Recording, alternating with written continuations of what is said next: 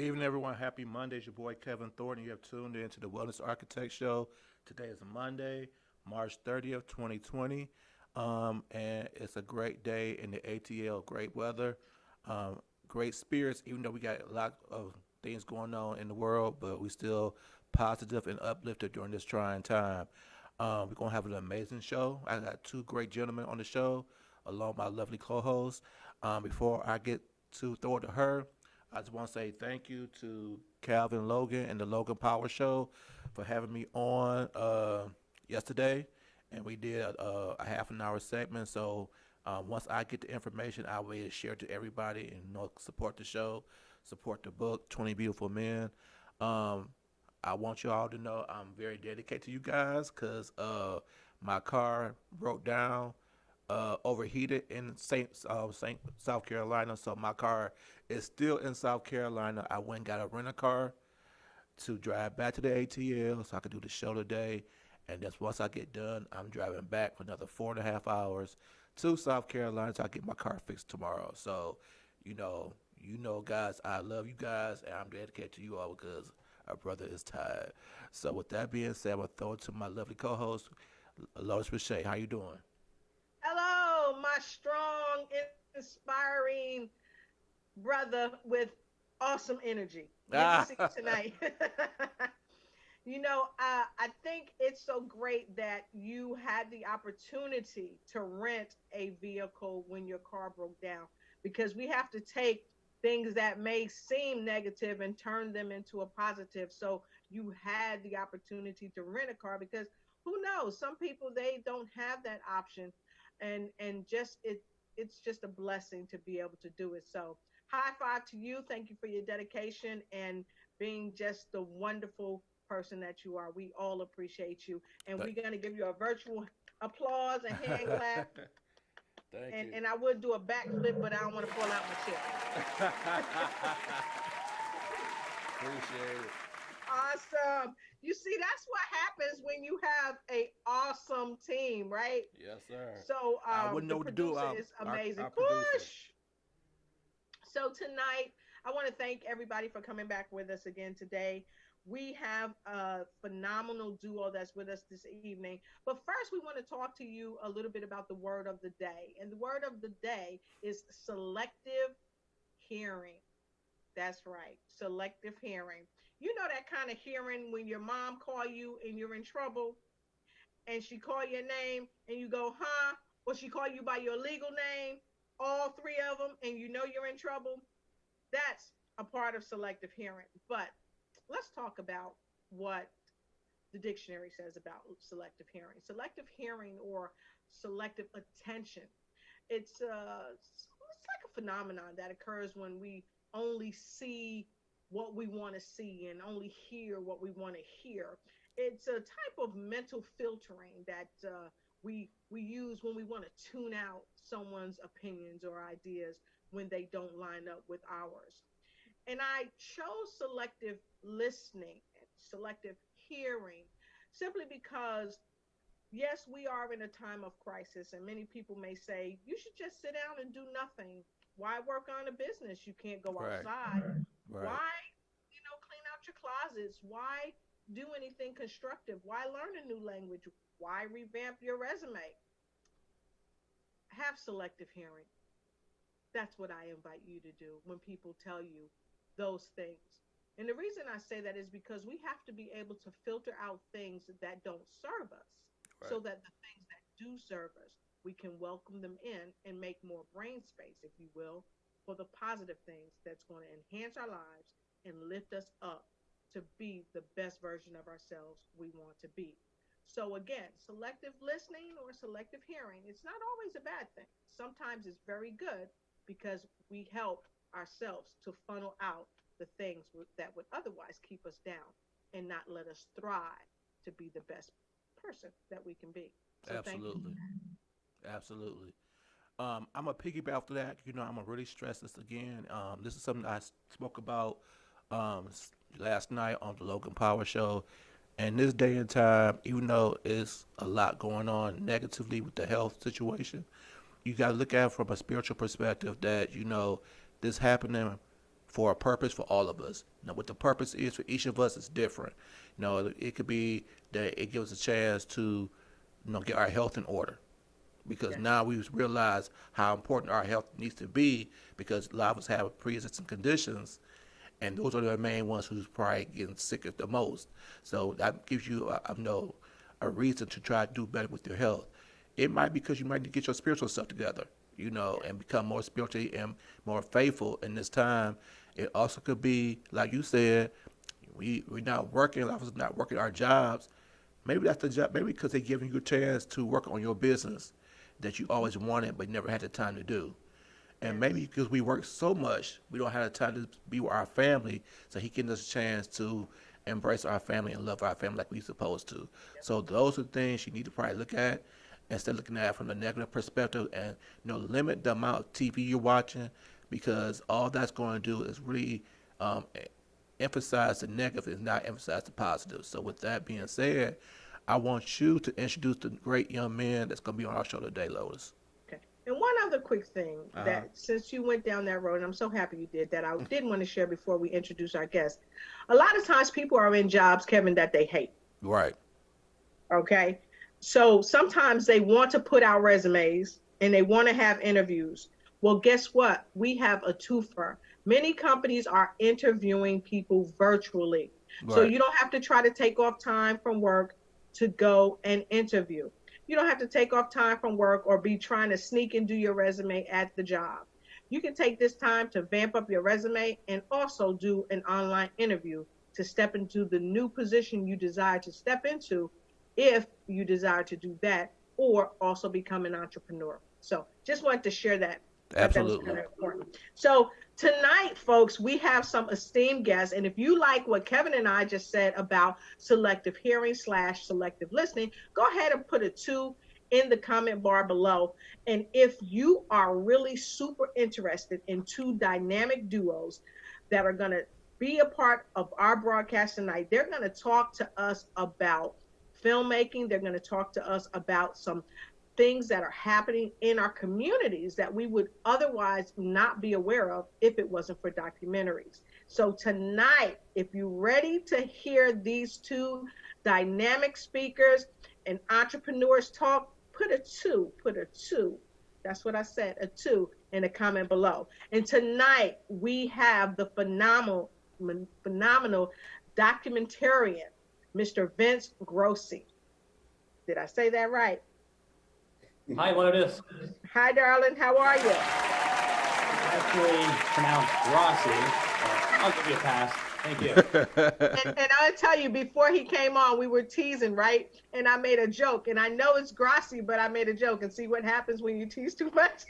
So thanks, Vince. And then we have Mr. Coach Taylor. He's the president of TNT Youth Sports in Johnstown. And they're both from Johnstown, or residing in Johnstown at this time. And they have done a remarkable job doing a documentary on Johnstown and how to improve it, and also displaying some other things about it. And we're going to let them tell you all about it. So, Vince, would you tell us a little bit about yourself and what you do? And then we're going to shift it over right to Coach Taylor, and he's going to tell us a little bit about himself. Absolutely. I'd love to. So, for the audience out there who didn't hear, my name is Vince Grassi. I am the producer and director of the documentary This Town Won't Die. I've been in video freelance production for roughly the last decade, and I am actually from Bedford, Pennsylvania, not Johnstown, Pennsylvania. And I believe our other guest just had to leave for a temporary purpose. Oh, there we go. So we're back. And so I'm from Bedford, Pennsylvania, and I found myself in Johnstown roughly 5 years ago when all this sort of started, and I met Coach Taylor. And the snowball really started from there, and we've had remarkable successes and incredible time investigating and also really embracing the culture of Johnstown, Pennsylvania. It's been a great time. Awesome. My name is Coach Taylor, and I also am the president of TNN Youth Sports here in Johnstown. Let me clear my throat. I've been coaching for the last 25 years. I'm originally from Patterson, New Jersey. I moved here in '07 in Johnstown, and I hit the ground running as soon as I got here in Johnstown for the youth program. Um, my program is consist of low income people that can't afford to play. We make sure those kids play, and that's our job here in Johnstown to make sure unfortunate be fortunate to play.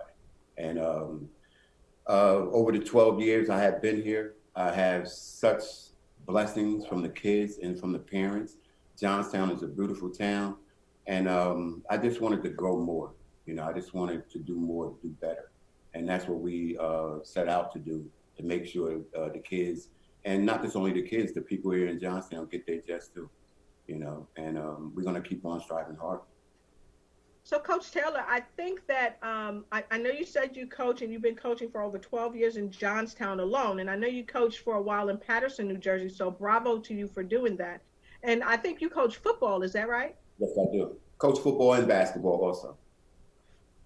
I told you, dynamic, just awesome. That's great. So, I heard that you said that you help the children who are underprivileged, Right. so that they can be privileged. And I had the esteemed pleasure of viewing the documentary that you both put together. It is amazing. And I got to tell you, I loved that you said in the documentary that when you were coming up, it was free to play. But Yeah. now you have to pay to play on the football fields and on the basketball court, and you strive to help that not be a hardship for families. So that's fantastic. So thank you both for sharing that. And I see that's a T-shirt from your movie, isn't it? Yes. That's Awesome. some material, and yes, we are selling those. If anybody, Good, because I was going to ask about that later on in the interview. But Kevin and I are so happy to have you on. I talked to Kevin a while back about having you guys on, and he was quite delighted because Kevin's always working so hard to help our youth as well as young men. And he has a huge passion for helping young men who don't have fathers, who are active in their life, and also for men who are looking to be mentored so that they can become the best version of themselves as they can possibly be. So Kevin and I are both happy to have you here. I have a question. So Kevin, when you were growing up, did you have a coach, a football coach, a basketball coach, or track coach in your town? Yeah, I played baseball, and so I had a baseball coach that I was really cool with, and I spent a lot of my time with. My brother did too, so that was very important to us, and it wasn't as costly as it is for kids now. So it makes people who are coming from low income not able to participate in sports, which is unfair to them. And excuse me, and that's my job of seeing the kids that want to play, that can't play, and it's my job to make sure these kids play.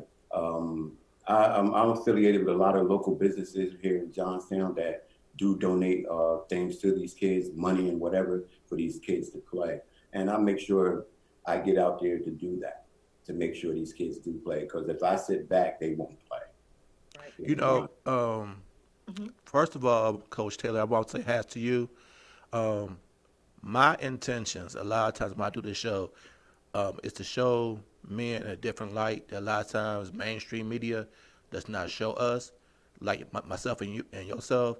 And so it's my job, my responsibility to show guys like you doing things in the community that is being overseen.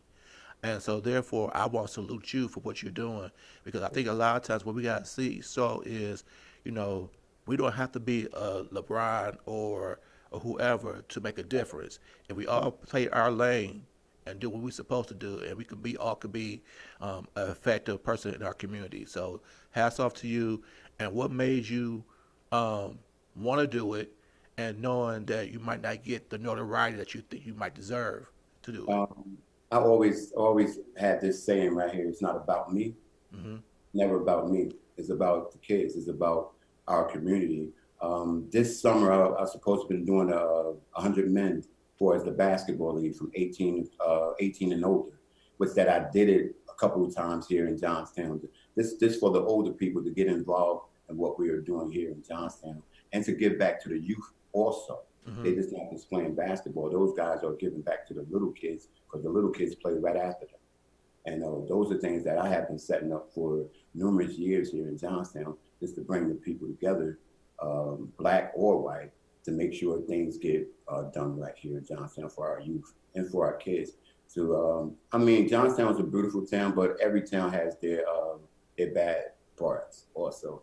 And we have I take care of the bad parts. We have about 4 projects here in Johnstown, and they're all low income projects. And I'm in those projects every year, every day, almost throughout the year, making sure these kids, it's not just about the sports, it's about their everyday life and how they're living. So, those children, do a lot of the young men, are they fatherless, or is there men present? The majority of them are Yeah. fatherless. 9 out of 10, the fathers are in jail or they're not around. So then they look at you a lot of times as like a father figure. Yeah, pretty much. So and what we took on the road, because I do have 6 coaches that helps me on the road for as a big brother. Okay. Per se, we don't just talk about football. We talk about their everyday life, and football is just a secondary thing. Basketball is a secondary thing, and they know for within themselves that can be taken away at any time. So we just not just on the sports. We make sure these kids have a good summer. We make sure we take them to the movies, bowling, different things that that they don't see here in Johnstown. That we don't have that much things here in Johnstown. A lot of things have been tucking away, or we just don't have a lot of things for our kids here in Johnstown. So I make sure we have that. I think the term that comes up, and sorry to interrupt, No. we see so much of this. This is a major facet of the movie, is urban and social decadence, a striving for a distressed community like Johnstown to find every way that they can to bring not only the youth community together, but also other entities and other organizations in the town to really help almost try to collaborate and really try to make a positive. But that's not always the case, as you might know if you watch the film.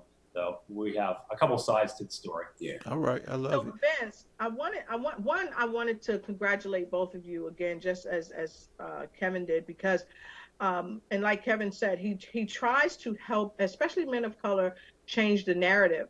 But what I love is that this is not just a focus on people of color. And I saw that in your movie. I thought that was great. And I love that the two of you collaborating together bridges the gap across cultural divides to help people understand that this is not about cultural divides. This is about a race of people, the human race. And we all have our parts to play in it. So I really love that the two of you united to get this job accomplished. So I've got a question for you, Vince. And I wanted to ask, how you guys met, and you just tapped on it a little bit, but what inspired you to work with this coach? Because I know he's hard. I know he's hard on his team, and I know he's a camera ham and all that, because I remember a few years ago when I first found out about you guys in this documentary, and I saw you guys doing it. So can you share with us how you met him and what compelled you to work with him? Absolutely, and it's much more than just a pretty face that attracted his presence. He's been a really great individual. Early in 2015, and I mentioned about the freelance video production that I've been involved with in the last 10 years. Part of that led me to Johnstown totally by chance. None of this was predetermined or preconceived by any means. So in early 2015, I happened to be at the same restaurant as Coach Taylor, and we just sort of, I think the initial bond there was the fact that Ed kind of dumped coffee on me, and instantly furious, and I wanted to leave Johnstown, and I really felt bad for him. So I just like to say that's how we officially got the ball started. You wanted to leave Johnstown? That must have been some hot coffee. It was good coffee. He brought me a good cup of coffee. So, Awesome. But from that moment, we just sort of hit it off with several meetings. It was slow. It was gradual. I really took to the side of Ed Taylor that he has nothing in the world to lose, but he has everything to share with the youth community. And I thought that was remarkable and also really inspiring. I show the movie to so many people that are my age, people I grew up with, and they said, God, I wish I had him as a coach in one way or the other. It would have made playing a sport just that much better. But it was remarkable, to say the least, to hear his story, where he came from Paterson, New Jersey. And we just kept sharing stories. We set out to make a couple, it was going to be like a series of video promos for his program. But I think as time went on, we really started to discover that there's more that needed to be told. And there were so many facets of Johnstown, we couldn't leave everything out. We needed to try to encapsulate the entire story, not just around Ed, but other people as well. And that's really how the ball really got started. 5 years later, here we are. And I got to tell you, you guys have some heavy hitters in the movie, and I like that you went through the gamut of people. You talked. I think one person was a school teacher or a grandmother or something, and you talked to the gamut of people, both in public capacity where they're serving the community. You know, they're lawmakers, and you talked with average citizens who also share your concern. And I thought that it was amazing. And I don't want to give too much away, but I got to tell you, I really enjoyed it. And I can't wait for other people to see it, because you both are just so phenomenal. And so, Coach Taylor, what made you want to work with Mr. Grassi? This is how I met Vince. He said it right. I was in the restaurant. I mean, I was going in there to look for a sponsor, which is to the restaurant, to ask them to sponsor the team, because I had the NFL Play 60 program. I had just started that program here in Johnstown for the flag team, which was kids from 5 to 8 year olds. Mm-hmm. So I was like, I'm going to store to store. So I hit the restaurant, and I'm looking at him. He got all the cameras and everything up there. He's taking an interview with the owner of the store. So I'm like, hold up. This is something I can get my name out to, get my kids, I need to talk to this guy. So I'm gonna wait till he finished talking to this guy. But then again, I couldn't wait. I did interfere with you and the guy. So I interfered and I introduced my name, and I gave him a flyer, told him to give me a call. Then we started talking right after he had the interview with the young men about the restaurant. And one thing led to another, and we went through some times. We had some good times, no bad times at all. It was always love. It was always, even when we went to Paterson, New Jersey, and he was kind of scared, I gave him the he always mentions that. I gave him the lowdown about Paterson, New Jersey, because you must took him to Broadway. Yeah, we was on Governor Street. Yeah. We was on Governor Street. We went all through Paterson, filming the documentary part about where I started football. Okay. Right. I retired playing football in 95, and I started giving back in 96, and I never looked back after that. I started giving back to the youth in Paterson, New Jersey, because of back then it was the crack epidemic in Patterson. It was a lot of people on crack. Grandmothers are raising their grandkids. The mother is gone. So me and a couple of coaches, we took charge and tried to get those kids playing football, and we did it. We did it. We raised $20,000 and made sure those kids played. Made sure they didn't have to pay. We made sure that they was dressed from head to toe. We went to school for these kids, and that was the things that about me, what I did in my life. But when I got here to Johnstown, and I was so lucky to find a coach, not to be racist or anything like that. And the coach here in Johnstown, he ran the city league also. He was a black coach. He had it for 15 years. He had a problem with the school district, and it was a whole lot of problems here in Johnstown. So they took the lead from him. And one thing led to another. So I feel those here in Johnstown, the kids needed another entity besides Johnstown football. So we brought our own football here in Johnstown for the low income kids that was here.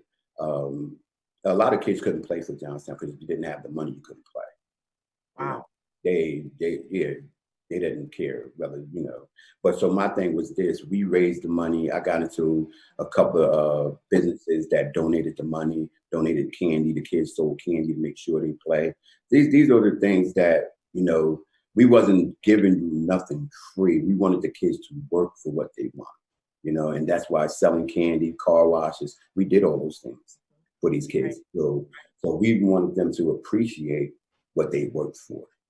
And that's what we did. And right now today, I got over at least about 70 or 80 kids that's I have every year here in Johnstown. Awesome. And it's growing each and every year, Thanks to Vince also, because with him, I met people that I thought I'd never meet with the politicians here in Johnstown. They know me by my first name now. Anytime I come there, they welcome me. They try to help me, but you know how politicians are. They really don't want to help us. But we some.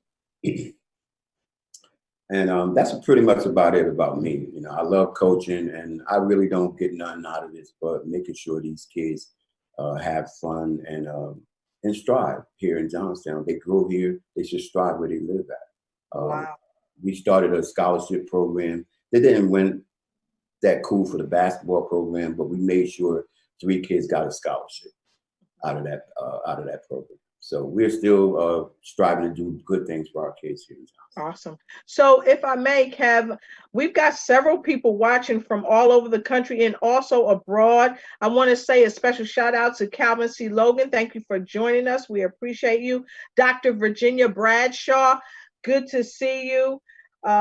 Out of Atlanta, Georgia. Emma Jeffrey out of she is out of Tokyo, Japan. And Sean Seago, he's out of Ohio. Good to see you. And Jeff Martinet gave a fabulous show the other night. Jeff Martinet, international speaker out of Ohio. Angela Elton out of Washington, D.C. Sean Lovely Saxton is watching out of Tampa, Florida. And you've got several twos where people put in. Gregory Teller out of Paterson, New Jersey. Charles Marcus out of Canada is watching as well. And Sean Lovely Saxon, she is an author. She is an inspirational coach. And she wanted to tell you this. She said, awesome, Paterson, East Orange in the late 80s and 90s. Wow. Awesome. So thank you so much. So Kev, I wanted to kind of punt the ball or kick the ball to you, if I may, because Kevin is always talking about health and wellness, and this is the Wellness Architect Show. And one thing that I know, Kev, is that a lot of our children today are suffering from high blood pressures, being overweight, and having strokes at early ages. And one of the main reasons why is because of what they're eating, poor diet, and poor health. They're not getting out and exercising. So, Kev, what do you think about what they're doing, and how do you see it helping the kids that they're dealing with? Can't hear you.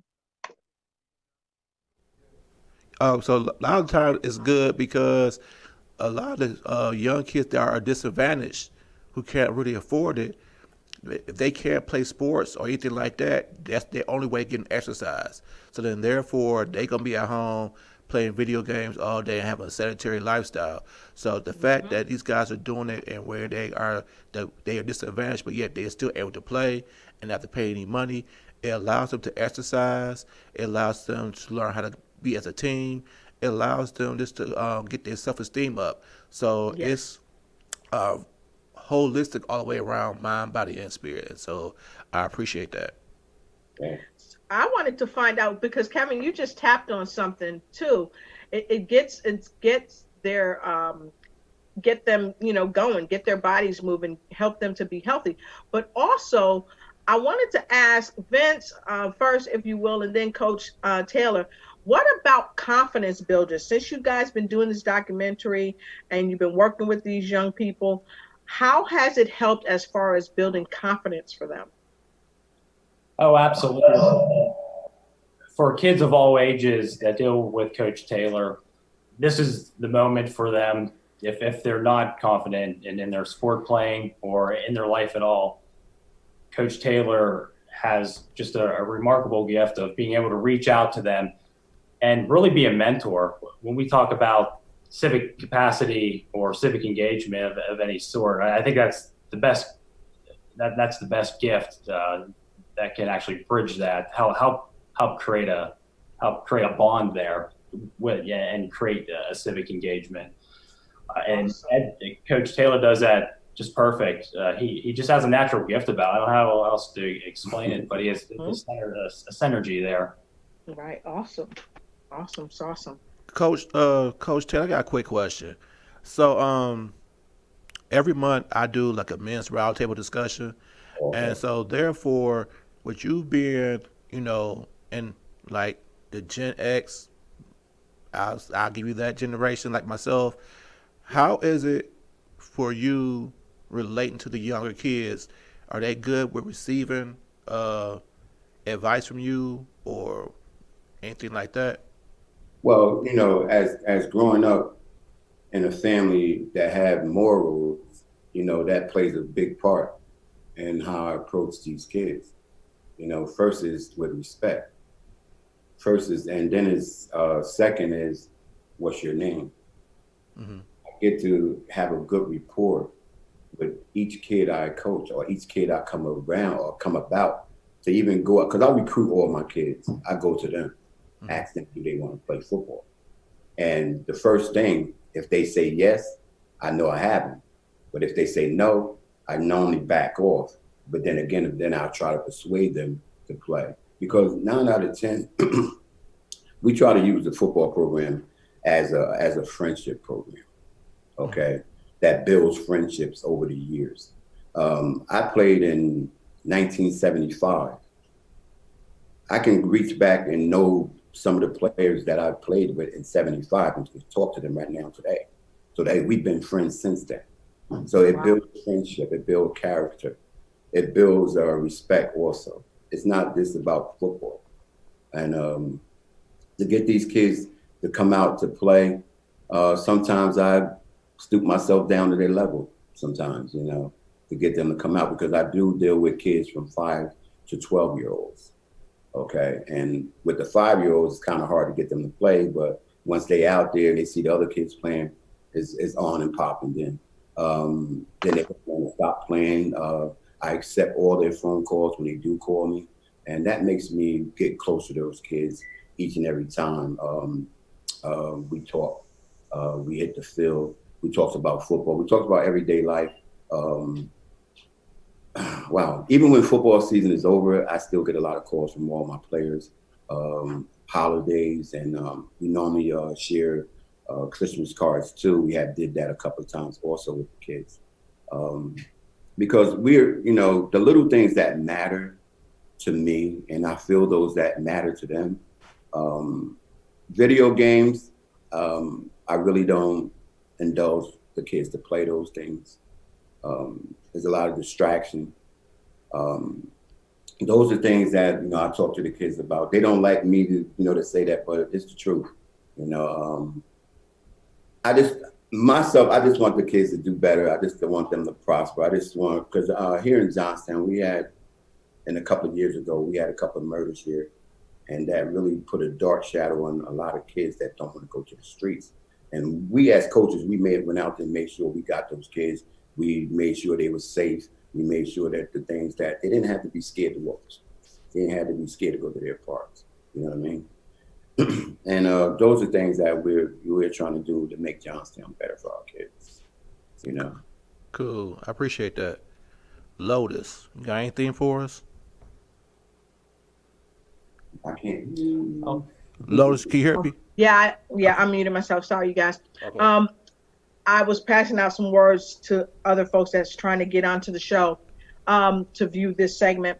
But I would highly encourage our listening audience to, if you have any questions, please don't hesitate. Go ahead and um, give us some challenging questions for our guests. And if you want to learn anything about their programs and maybe how to start it in your area, don't hesitate. Now is the time. Don't miss this opportunity, because we have not only a phenomenal coach, but we have a documentarian here that may want to follow what your program is all about. So I just wanted to say that, and I want to thank everybody for being on tonight, because what we're talking about is how to turn things around for children in an environment where they may be disenfranchised. Or you may have an environment where they have the money, but guess what? There are no programs available for the children.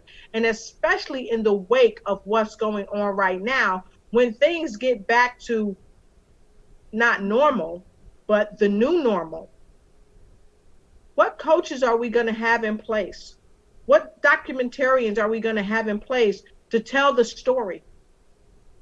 And so I just wanted to send that out to our folks abroad, here and abroad. Please share this, like, share. And if you haven't, go ahead, start a watch party, because this is important. And don't forget, at the top of the hour at 8 p.m. Eastern Standard Time, we are going to play a clip of the wonderful movie. It's the trailer, but we're going to play that clip. And I mean, Vince is going to talk to us a little bit about it after it's over, I guess. And Coach Taylor is going to talk to us about it some more. So if you got any questions, go ahead and hit me up and I'll ask the question for you. But in the meantime, we do have a question for you. So the new movie that you have, when is it going to come out? So this is already available on Vimeo. It's exclusively available through that platform at the moment. It's through Vimeo's on-demand service. So there is a rental charge of $1.99, but once you're on there, you won't be disappointed. It's over 2 and almost 45 minutes in length. So you get your money's worth. There's a lot that's thrown at you, I believe.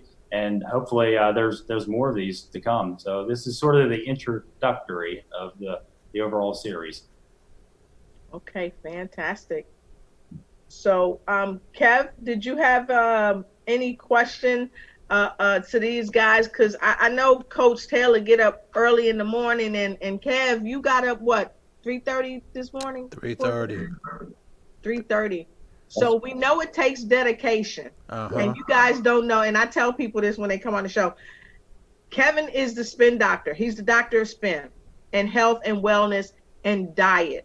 So my question to all three of you guys, how does the diet really play a part in the overall health of what you're creating, athletes? How does that play a part?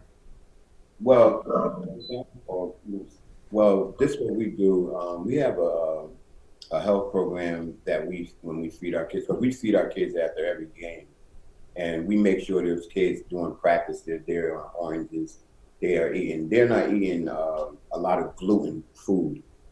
You know, that's a lot of weight for them to carry. But with overweight kids that we work out with, also like the linemen and stuff like that, we make sure they have a lot of water out there. We make sure that we try to plan a diet for those guys, because 9 out of 10, a lot of parents bring them to lose weight. Mm-hmm. It's too heavy, you need to lose weight. So we have a workout that we do each and every practice where they come to.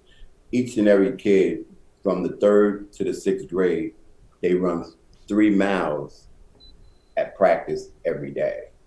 Wow. As far as their endurance. We have a weightlifting program that we run out of FWA gym downtown here in Johnstown. They have all universal weights for only kids, no adults. We are part of that program also for the weightlifting. So we pretty much have it in place. A couple of years ago we didn't have it, but for the last 2 years we had that program. The kids love it. They love to work out. They want to lift weights. So as far as the diet, we pretty much try to, talk to the parent about what they eat. You know, no candy, tater chips. Do not bring that in practice. We don't play that. No food unless you bring everybody's food. And that's the deal is with our practice. Especially at the games. Every game they play, they eat. We do have outings that we go out to the movies and this, that, and the third, but we watch their intake for what they eat. Cool. The parents don't pay for them. When they do go out to the movies, we pay for them. Wow. Yeah. But I'm just being blessed, being around good kids, being around good parents here in Johnstown that want their kids to achieve. And I even haven't went to the school and talked to the schools about, what they eat. They are playing football, they're playing basketball. I think they should eat this, that, and third. So the school has been working with me too on that too. Not just only that. I am working with FWA Gym for us.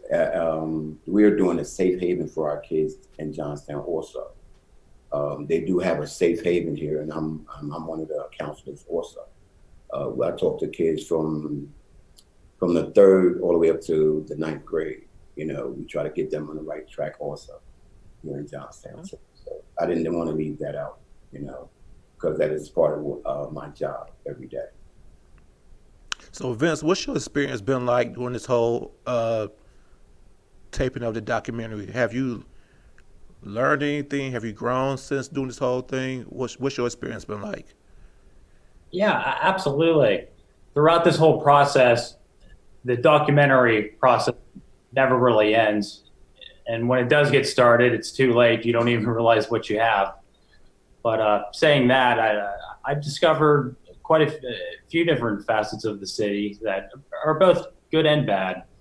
When we talk about vitality of a community's health, I think it's very important to have mentorships such as Ed Taylor's and to really try to bridge that gap, because even though there are community organizations, programs that provide similar services that Coach Taylor is providing, they're not always there. A lot of these community assets are run through management, basically, and there's not a lot of accountability usually if no one's watching over some of these different organizations, and that's bad, because in a town that is struggling so much, you really want accountability. You want to be able to see that kids are getting what at least the taxes are going for, right? Mm-hmm. Everybody's paying taxes in the community.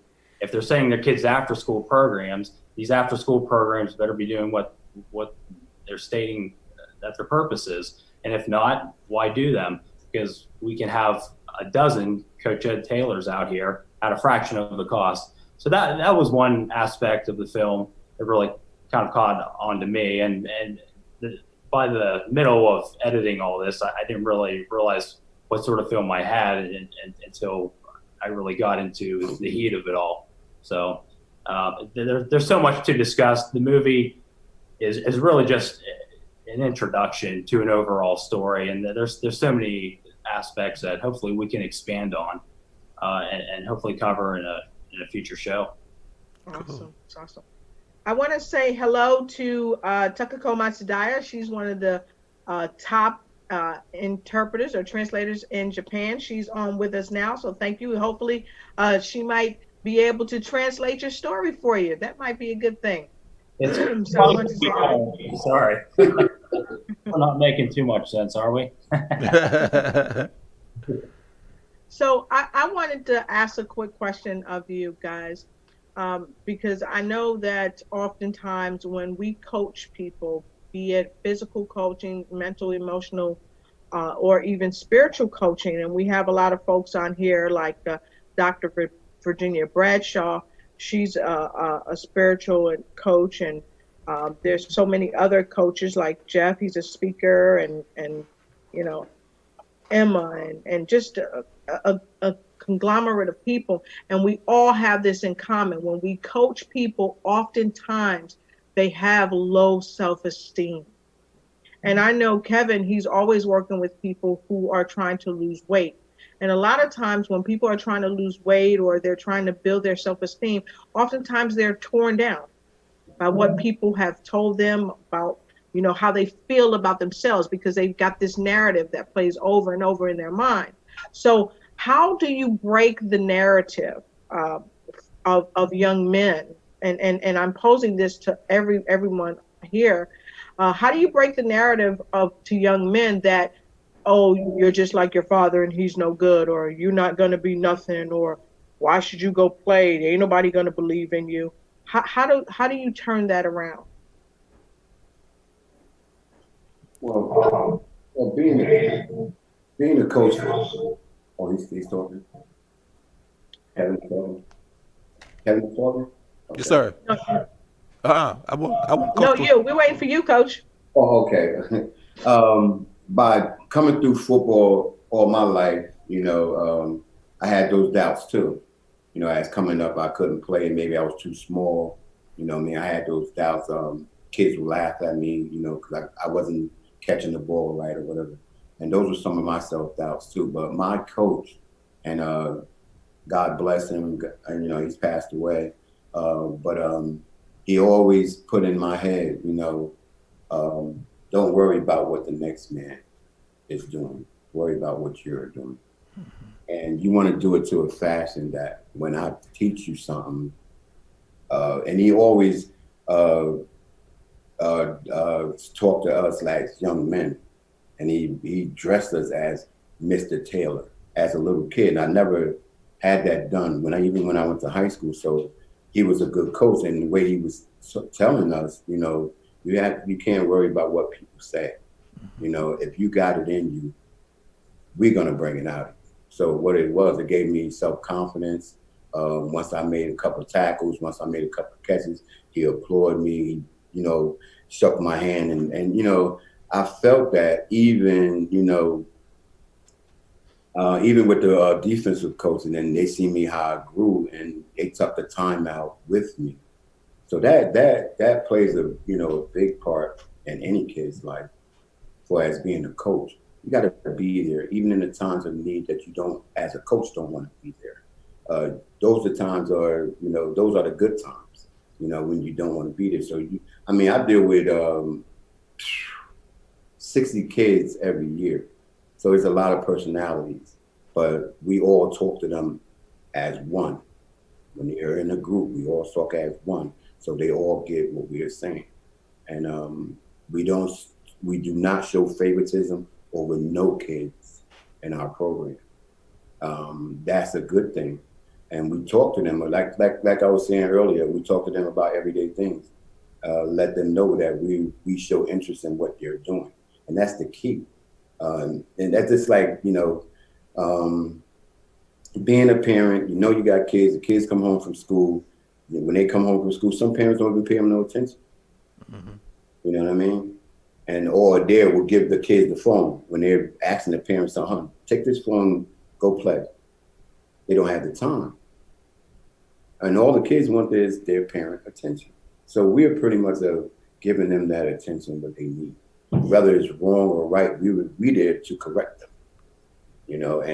And kids look up to me for that, because I'm not going to tell them nothing wrong. I'm going to keep it green, whether they like it or not. And I make sure that they don't do that bad things, because I show them and I let them know. It's good to talk to them, but showing them is another thing. This is what's going to happen if you do that. So it's just a wake up call and all around, with these kids here throughout America. Period. Just to say that. Absolutely. We're gonna throw it to our producer. He gonna play the trailer for us, and we'll be right back.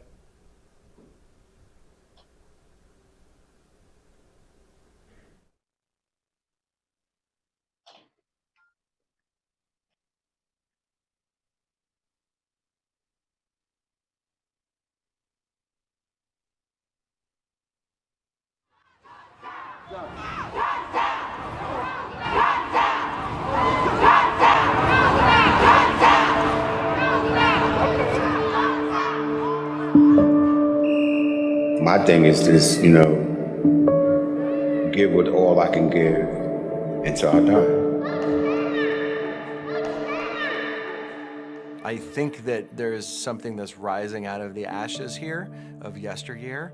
The question is, will it rise higher than the fire? This is my home. I love my house, and I'm very grateful for it. But I don't want to be here forever. There's nothing in this town. The town's dead. There's no work. There's no people. And unfortunately, unless you're in government and connected, there's no opportunities. Everyone agrees we need clean and safe and secure municipalities. There's a cost to that. I think it's a crisis in the Johnstown area. Most of the kids are not being served, and just a few are being lifted up and allowed to be successful. The public has to believe in the system, and that system of checks and balances rights the corruption problems.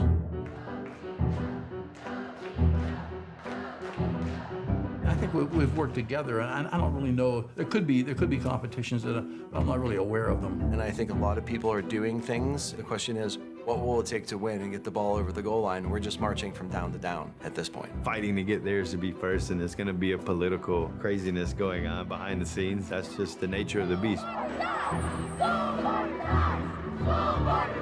You could tell people there's a state ethics investigation. I filed all the complaints. You could make it public, put it in the paper, and they'll still vote for the same person because he's really a nice guy. Westmont, Wimber, whatever, a lot of those people are scared to come down here. But what reason, I don't know. It's killings, shootings, fires. What is going on there? But it escalates. Every generation now it gets worse. It's real. We're really bursting at the seams, believe it or not, because there's so many economically disadvantaged people that don't have an opportunity to make a higher income. And if they made a higher income, they wouldn't be living in our places. I think more so than most places in the country, we've got a separation. We've got a two-class system. There's a small group of individuals that are doing well and have that kind of mobility here. These are where the black people are at. These are where these people are at located. Look where they stick everything up, far up here on the hill, away from up in Richland. That's what it's about. The fact that we have concentrations of nonprofit entities providing services to a big region and having the burden of their existence fall on a municipality is the same argument we've been making, the lack of wealth. I don't think that the community even looks to the government as a resource to solve problems. These people are actively fighting progress that would push the city forward. The reasoning, I can only guess that because they can't connect themselves to it and profit from it. Nepotism fits. If an entity or an individual has established that machine to take advantage of publicly funded or whatever, we're not going to get anywhere from that either. There's histories of graft and promises and distrust, and there's certainly been histories of that in Johnstown that can make people feel cynical. Because I'm here to tell you there are things going on in your school department that you would be horrified at. That you believe that you have a right to be an arrogant board.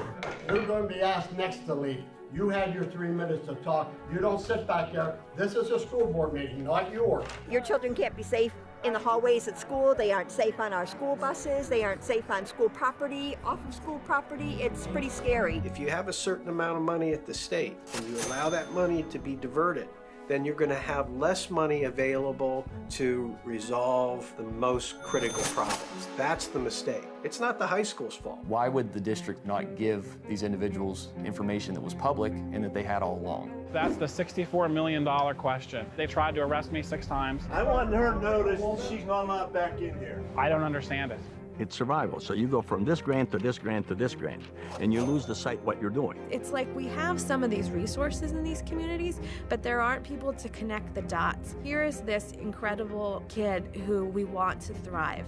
What are the supports needed for this kid to actually feel stable and supported? After-school programs are good programs, and you should build on those. Nonprofits that do that type of work ought to be able to use those facilities to do things that kids want to be part of.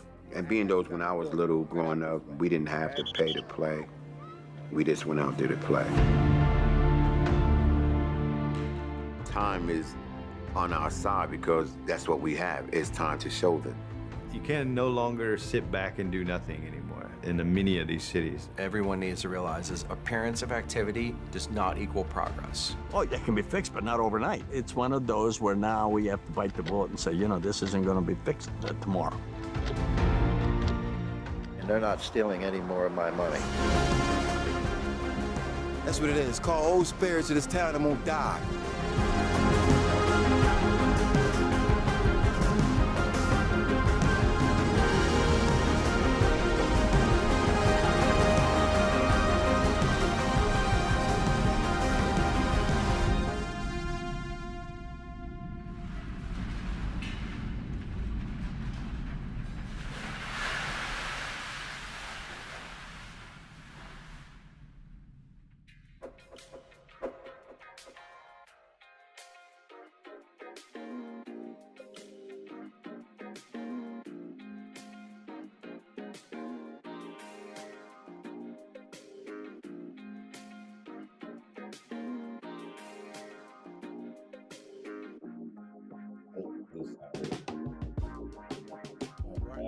That was a great trailer. Thank you guys for a great trailer. Quick question for Vince. If people want to support this movement, how can they make donations to you guys? Yes, absolutely.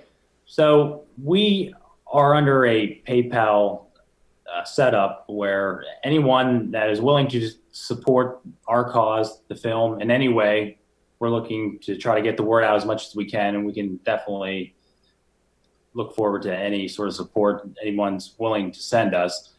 You can go to paypal.me/thistownwon'tdie, and we would gratefully appreciate any sort of contribution that you're willing to send us in any way, even if it's just advice.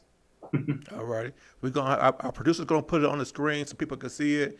And if someone watching online, it'd be so gracious to type it in the comments as well, so we could get this out to as many people as possible, so we could support these two gentlemen who are doing amazing things in Johnstown.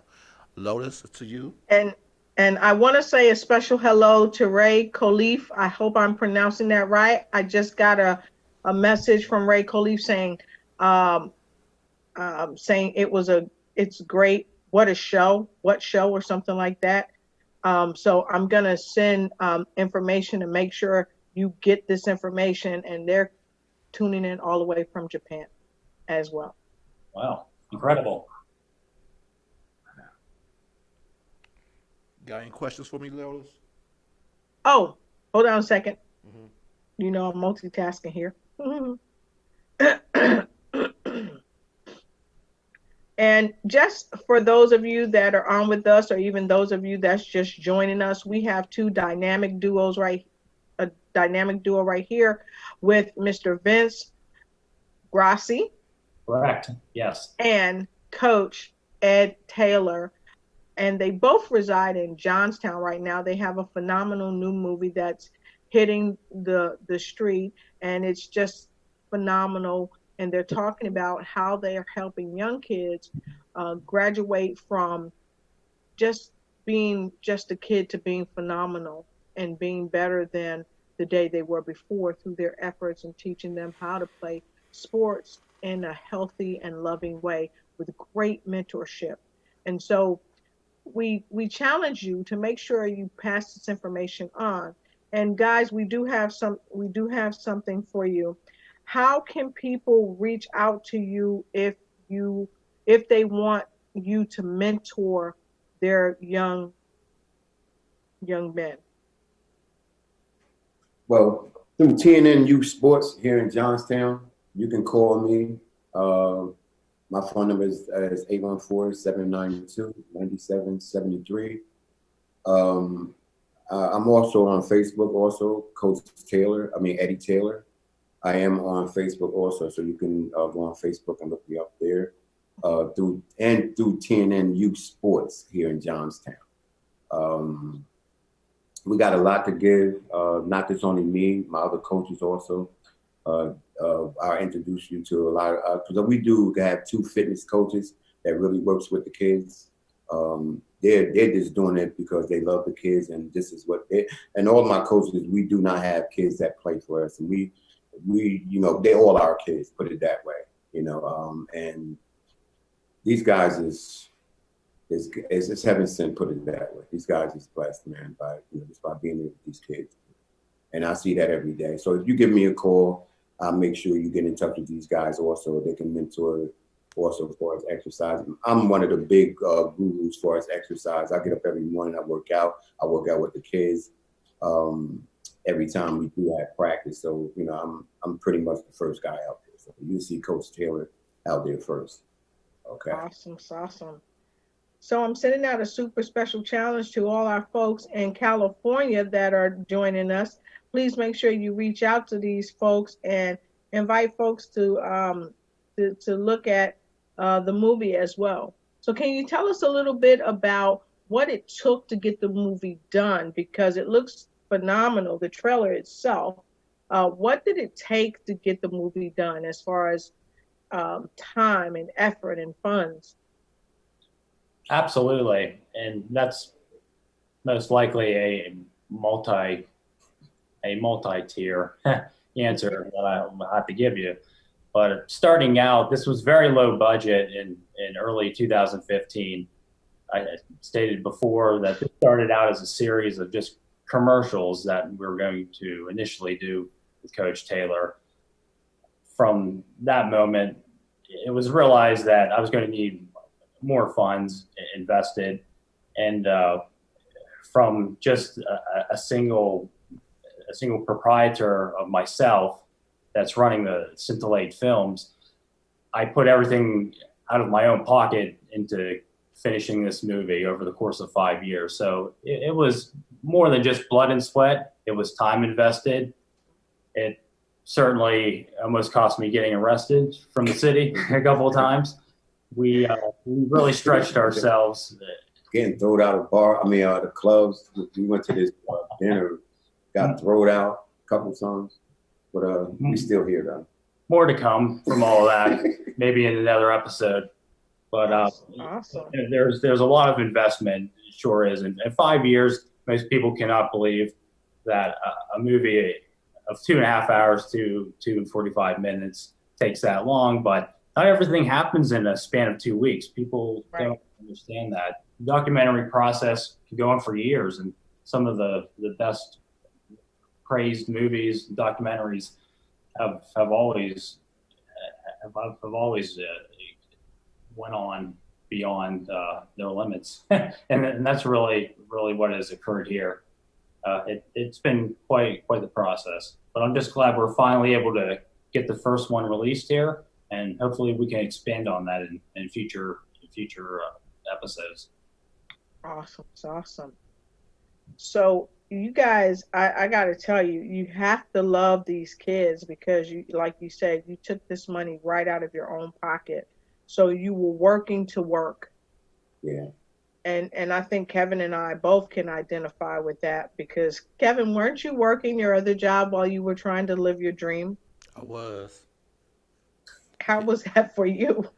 You don't get enough sleep because you work your job, but then you still gotta get up and do everything you need to do for your dream and your passion, and you don't want to slight that. So you put in all you can. So you burn the candle on both ends. So a lot of times you don't get a lot of sleep, but on the short end, it's well worth the wait.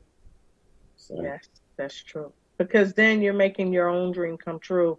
And what I found is that kids kind of look up to you more, and even your siblings and your, even if you have coworkers, when you decide to move into your own company or what have you, people look at you differently. Some people look at you like you're crazy. Right. Anybody ever look at you like you're crazy? All the time. You ever have that?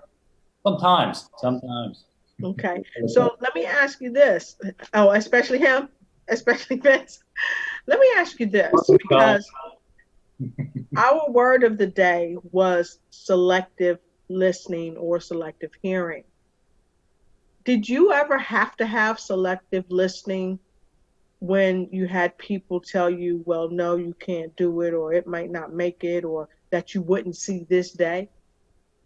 Certainly from a filmmaking standpoint, yes, you encounter that at every moment along the way. You've always have people that have their own input and they have their own expertise or they have their own solution to your problems, but in actuality, they have no idea what you're going through, and you have to create your own solutions along the way. And I think that's the strength of the movie, is that it wasn't rushed out through Netflix or a bigger platform or anything like that. This is all one person in the sense of one company putting this out.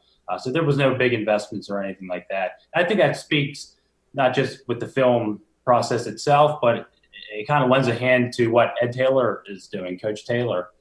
He's going out there on a whim and in such a manner that he's doing it for next to nothing. And he's kind of showing up some of these other public institutions, like I mentioned before, and he's doing a better job in some cases. Wow.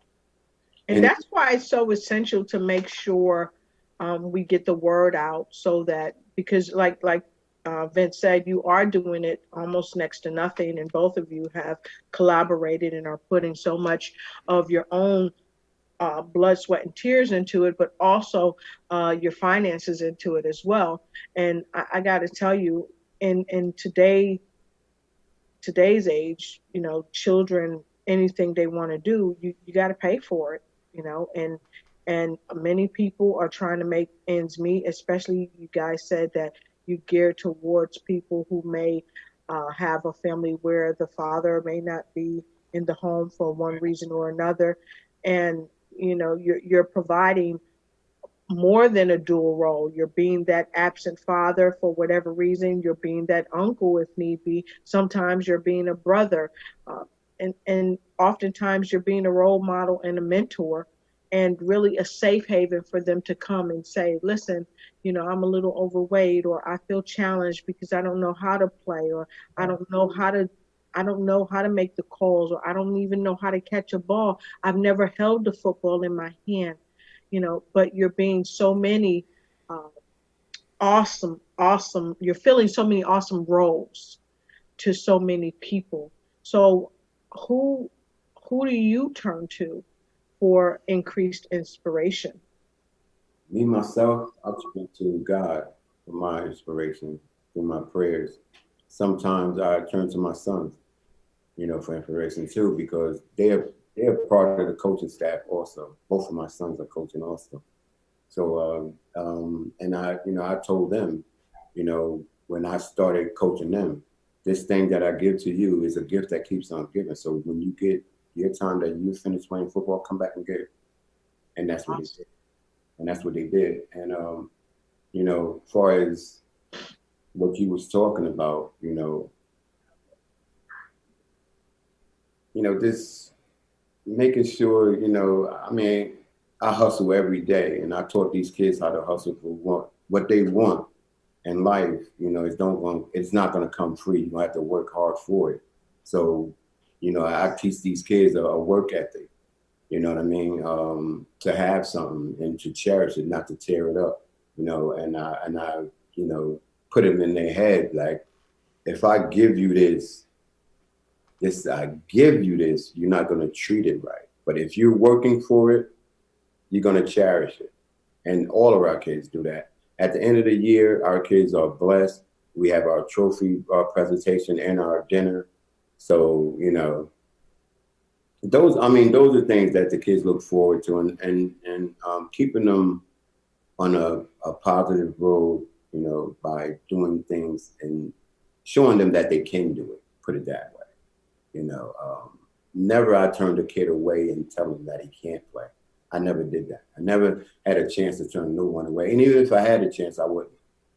Because even if I don't have enough uniforms, I go out and get another uniform for them. You know, and that's how we do things down here. I think all kids should be able to play. And that's the bottom line. One of the things I saw on the trailer that was kind of disturbing to me was like 87% of the people in are low income, and the medium is like 24,000. Yeah, that's like crazy. So in this day and age where a lot of the kids, you know, are trying to do AAU and all that kind of stuff, which all costs a lot of money. That's something that your kids wouldn't be able to do because they wouldn't be able to afford it. So yeah, that's correct. And again, going as a comparison to some of these other institutions in town that do charge money, it makes you question whose interest are they looking after, and it's sad that so much is dictated by monetary funds and whatnot. But at the end of the day, I think it's more important to look at what you're achieving. How do you measure progress? And if you're just trying to run people through just to say, look what we did, and the kid's going home more disappointed than when he showed up, I don't think that's a model for success. No. Right. And what I thought was kind of crazy too is, if I heard it right, it's like, how do the politicians in Johnstown think that they're making strides when it's so lopsided? Absolutely. It was so lopsided. How can they truly think and believe that they're creating progress? And that's been the challenge, even to try to reach out to some of the bureaucracy that exists here in Johnstown. It's an old mentality. Johnstown certainly has a history of its own political upsets and grafts and cronyism, and that still exists today. And that, I think that speaks directly with where their mind really stands on all of this. Is it a matter of civic engagement, civic capacity, or is it just waiting around for the next election cycle and try to put out political points? There's plenty of examples of that, and that can be expressed throughout the film if you certainly watch it. But I feel that there needs to be a change. We need to start aligning our own social problems across the board, not just be heavy-handed in one sector or the other. We definitely need to have leadership, great mentorship.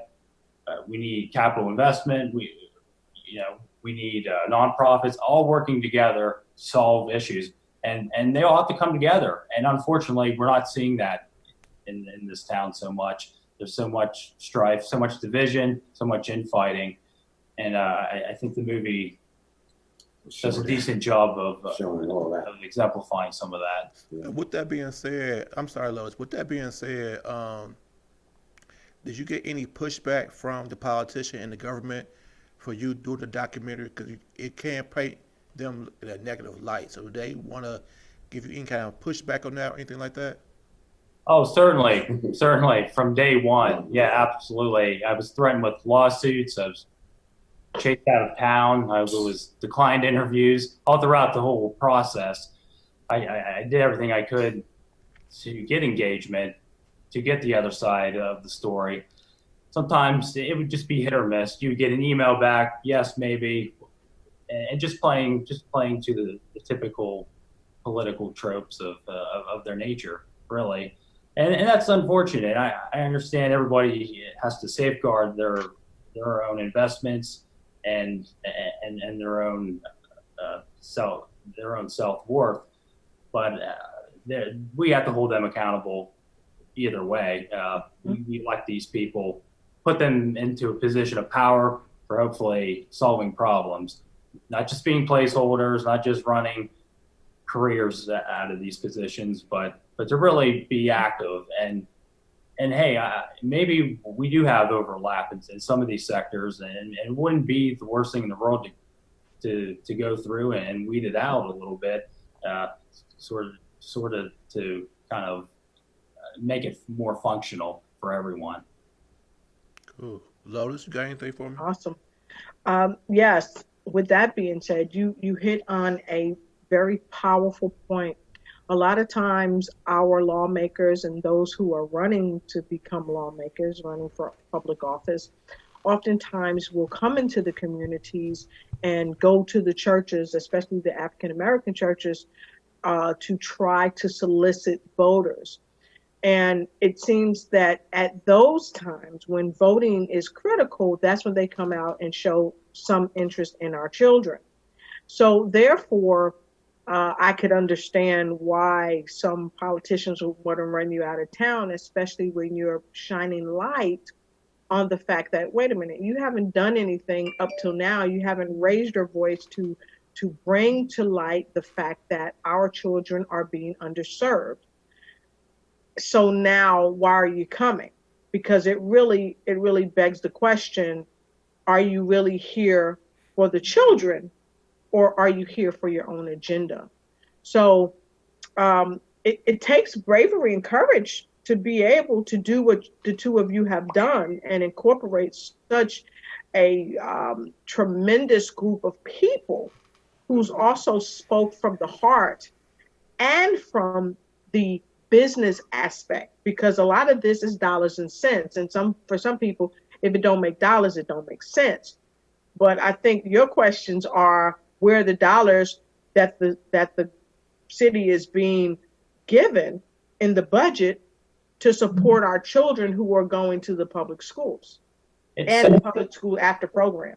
Very sad, especially in a town that's so distressed like Johnstown. There is limited funds and there's a lot of scarcity of resources. You'd think people would have more collective mindset together, try to solve some of these issues that are going on. They're not as efficient as they like to think they are, even though they run a lot of their campaigns on these big sound bites of public initiatives. We're going to put up a new gym, or we're going to raise money for this and that.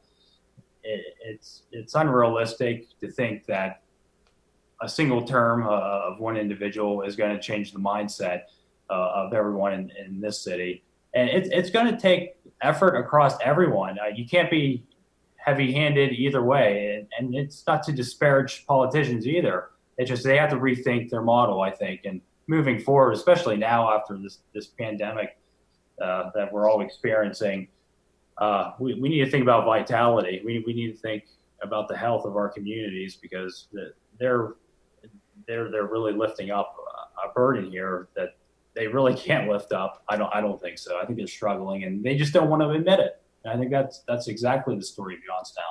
Yes. Almost a false hope, if you would. False hope. Yes. False hope. So, Kev, I'm kind of happy they said that, and I know we're whittling down soon, but I'm happy you said almost false hope, because we've heard people say in the wake of this pandemic, we've been given false hope about when we're going to come out of this thing. Right. So it seems like anywhere you turn, there's somebody perpetuating false hopes. So what type of hope would you discuss with the children that they can hang their hats on and know that there is more to just life than just being in Johnstown and having nothing to do other than what you already provide, and what you provide is phenomenal. But what else do you do to provide positive hope? You asking me? No, I'm asking first Vince, if you would, and then Coach Taylor, if you would. Yeah, absolutely. Right now, our small communities, they're sort of the cell to of the organ of the body. We really do have to embrace that vitality again and that healthiness. What we can do for hope is to encourage everyone to kind of look at the overall problem and really start to admit to them that they can make a change if we put them into positions where their voice is going to be heard. And I think so many times kids of all ages, from as little as Coach Taylor coaches all the way up to adults, they don't feel a sense of purpose. And these towns, they kind of limit that sense to them. And they don't realize that their voice alone, just by voting, can make a change, just by existing. So there's ways to put out engagement there where kids can feel an obligation to be part of their community. And I think that's very, very important. They should all be talking about this through school districts, throughout the state, throughout the country. Absolutely. Get out there and do your part. All right, awesome. Give me a minute. I want to go ahead and take any comments.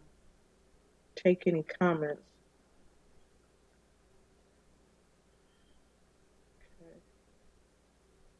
Let's see. I think she. All right. No, I'm here. I was just trying to pull up the comments from folks. So where do you see yourself? Where do you see yourself? Okay, where do you see yourself going from here? Yeah, absolutely. As far as the movie series, we're looking to expand this audience as large as possible. We want to get this to a worldwide audience if that's possible. Everyone living in the Rust Belt certainly needs to know. They need to hear this, and I'm sure they're going to be able to relate to this on some level. Maybe not every point that we're making, but this is definitely occurring across the country. There certainly is political strife. We're heading every day closer to almost financial ruin, especially after this pandemic. And I know that's not the most positive kind of point to say, but we need to get this out, because I think the movie speaks on so many levels, but the most important one is the fact that our time is limited. We can't be wasting any more time at this point in our country's history and in Johnstown's history. They're taking a big hit right now, more than I think political types even want to admit, because there's money there that's just not coming in for them. So it's going to be challenging times, even more than it used to be in the past. And Johnstown certainly has had its challenges. It has risen from those stripes, and they're still here, but we don't know how much longer. So we need to act now. Awesome. I like that you said we need to act now. Act now. So that's very powerful, because I think a lot of times we get stuck in complacency. And as coaches, I know Kevin and I, we always tell people that they need to step into the now and leave the past behind, because they can't change the past. But what they can do is change the situation that they're in right now and their future. So thank you for sharing that. And how about you, Coach Taylor? And you know what? That's the same floor mat I use when we're calling plays, when the kids are playing and they mess up a play. We on to the next play. We don't worry about what this went past us. We can't do nothing about that, but we can move on to the next play. So that this is just like in life. Awesome. Go over to the next step. Because life is tricky, and there's a lot of devils out here that are going to show you and try to pull you in. And my thing is try to, with my kids, with the lead itself, is we're a prayer lead. Just to put that in, just to let you know that we pray during practice, after practice, during games, after the games. We pray with other teams also, just to let them know, without God, we wouldn't be here. And without God allowing us to play this game, and a lot of kids take to that, because as I was growing up, that's what we did. Until my sons went to high school, they took that out of the high schools. They took the praying out of the football, out of the sports. So I brought it back. And to let the kids know that, it's a higher power, powerful than me, it's handling and it's doing right by us. As long as we keep him first, and we can accomplish anything we want. Coach Taylor, I got a question for you. What would you say to the men that's listening that will want to do something like you're doing, but they feel that what they would try to do would not create or affect change? What would you say to those men that's on the line, on the borderline, wanting to be what you're doing, but yet they need that extra push? What would you say to them to convince them to go ahead and do it? Well, my thing is this, if you want to do it, and even with me, when I set out to do something, I don't give up. I don't, I jump over hurdles. I go up under cars and the bridges to make sure I get what I need to get for my kids. And that's the challenge that we all have to do as coaches. but it's going to be there. It's no easy way around it because we're dealing with personalities. We're dealing with humans, with kids, and their personalities change. So getting there, like you said, how to get started, how to this we have to have faith and keep pushing. That's what I always say. Keep going. Don't give up, because when you do give up, that's the chance you should have just kept on going. You know what I mean? Because that's why I tell my coaches this. When you coach a kid, he looks up to you. You know what I mean? So that gives you that get up and go every day. So if that's what you want to do and if you got it in your heart, do not give up. Find other ways. And my father always says, it's two sides to everything on earth. So if you can't get it one-sided, try the other side. Awesome. So, you got to have faith in, with what you're doing and be positive and get yourself around it with positive people. And that's how it grows also. You're going to get the negative. You're going to get people, oh, you can't do that. Don't worry about that. The kids going to be all right. Just keep on doing. We send them to another school. But that don't stop me from doing what I got to do for the kids that can't get there, that need me. So, and that's why I tell the coaches, if there's a need out there for you, go get it. Make sure those kids get that need. Make sure they get what they need to play. Make sure that you, before you give up, if you give up, resource all your resources. You done burnt all that out. But still in all, don't give up. Give me a call. Give other coaches that just in the same boat you are, and ask questions. And that's how you can get by. Because I ask questions. I call coaches in the college ranks. I write to the NFL because we are part of the NFL Play 60 program. And I have a lot of guys that's in the NFL that talks to our kids too. So it's not just about me. I started, but I can't. I'm one person. I can't do everything by myself. But I do lead the kids and coaches to certain coaches. So we do have a coaches clinic that we runs also, and that gives that coach that look, if you do coming in, how to work with the kids, what to expect, and this, that, and third. So I got a couple. I want to shout out to Angela Elton. She said hashtag keep on going, hashtag keep the faith, and hashtag stay positive, because these are all things that you've shared with us. And we know that you probably have some folks that you've shared this broadcast with on your FaceTime. So if you have anybody that you want to give a special shout out to, please do so at this time. I can think of two people that would just love to hear their names right now, and they've had plenty of opportunity to have exposure on the film, but I'm going to call them out anyway. They're two of the activists in the film, and they played a big part in helping conceive an overall story to put together for this. And I'd just like to say hi, John DiBartola and Joseph Toronto from Johnstown.